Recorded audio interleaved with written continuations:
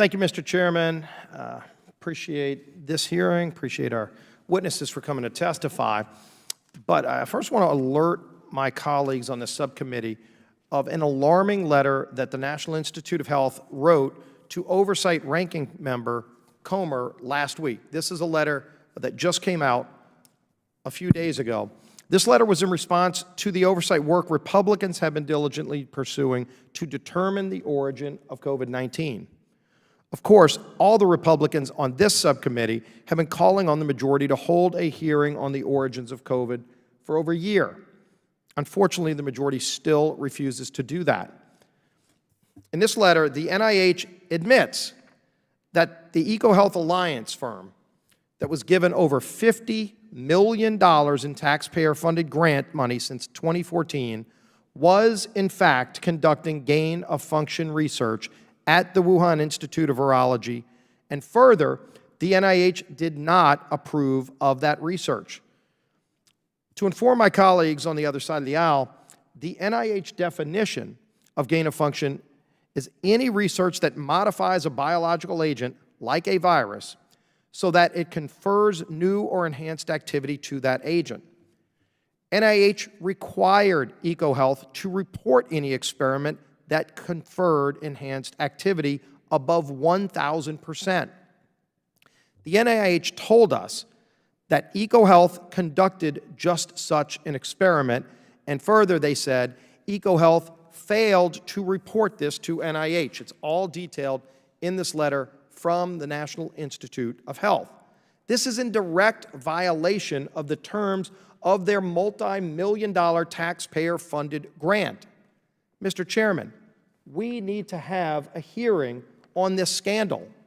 And this is laid out by NIH. This isn't an accusation being made. This is a response from NIH confirming that EcoHealth did this, violated the terms of their multi-million-dollar taxpayer-funded grant, and potentially led to the creation of this virus. In this experiment, EcoHealth took the backbone of a virus that was not known to infect humans and inserted the spike protein, the area of the virus that binds with human cells of an unknown bat coronavirus. Then they tested its newfound infectivity on humanized mice. The new virus was found to be more active and more lethal in mice than the original virus. EcoHealth conferred it with a new or enhanced activity.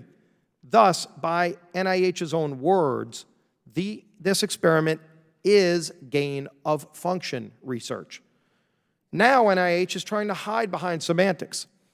They're now saying, well, this experiment did not meet the standards for further NIH review and therefore is not gain-of-function. This is a false assertion. Work that requires further review is simply a more dangerous subset of gain-of-function. Research can be gain-of-function without triggering further review. Interestingly, on October 20th, the very day Mr. Comer received this letter, NIH removed the gain-of-function definition from their website. I wonder why. Mr. Chairman, we need a hearing to find out why. These alarming questions are the very reason that this subcommittee exists, to get answers to these serious questions. If that wasn't enough, EcoHealth's mandatory annual report that disclosed this information was almost 2 years late. Between September 30th of 2019, when EcoHealth's report was due, and August 3rd of 2021, when EcoHealth finally reported that they received more than $21 million in grant funds from American taxpayers that the company may not have received if it had timely disclosed to NIH that it had created a virus that would trigger the cessation of its experiments. This is a serious financial incentive to lie. This is a bad actor and a bad steward of taxpayer dollars, and I see no reason for the government to continue to work with such a company.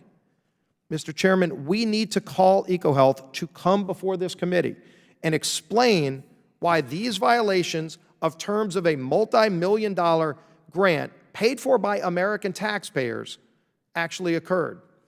We need to do our job and immediately perform congressional oversight into this scandal.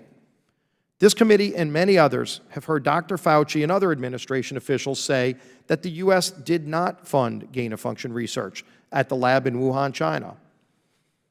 Yet it turns out that this was not accurate, and the NIH is saying that they weren't completely aware of what type of research was going on in Wuhan.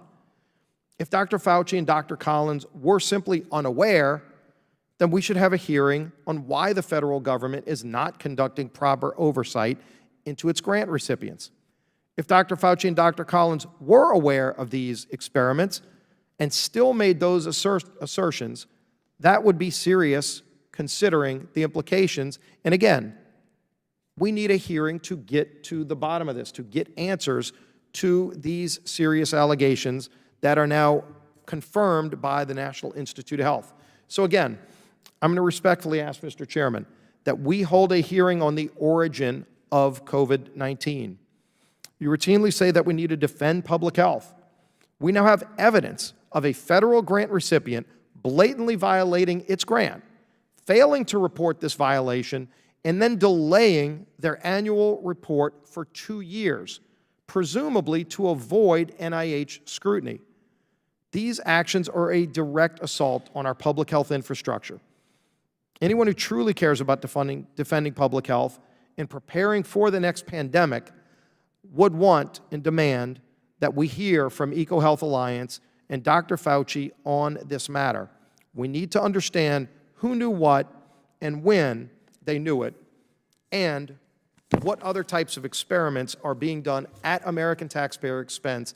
This is the letter from the National Institute of Health. I'll be happy to share it with you, Mr. Chairman, but these serious questions deserve answers. This is the committee set up to have these kind of discussions. We have to have a hearing on this, and I would further reiterate that we do just that. With that, I yield back, Mr. Chairman.